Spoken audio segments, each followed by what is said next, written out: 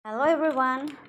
You know guys, when I throw my dustbin outside, so much exciting.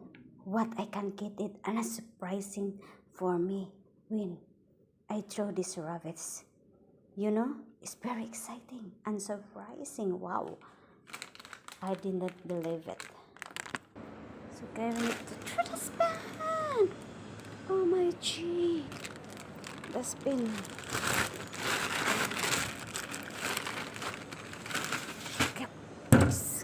Po ng bahay, meron po akong nakita dito na free stop plastic. So, free daw siya.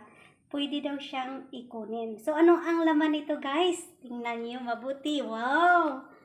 This is, lalagyan po siya ng mga ayan, asin, kung anong gusto mong ilagay. Pagkatapos, mayroong mga glasses dito. Ayan. Yun, ang gaganda guys. Oh. Pagkatapos, may mga balls dito, ayan. So ito, balls, and then may lalagyan dito din isa. So dito pwede mong ilagay na picture frame, oh. Di ba ang ganda guys? Ayan. Pagkatapos dito ay mayroon po siyang juicer.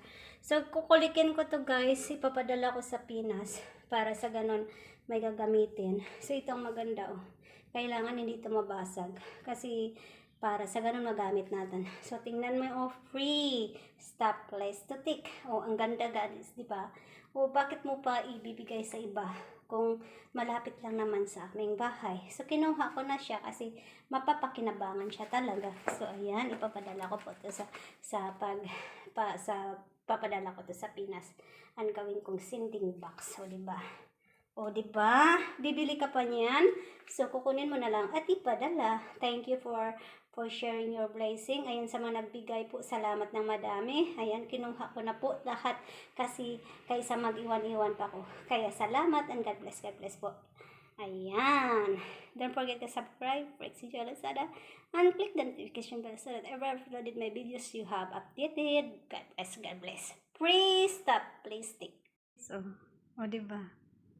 O, diba? Wow. Hindi nyo makita kasi yung kulay ng aking higaan is pink.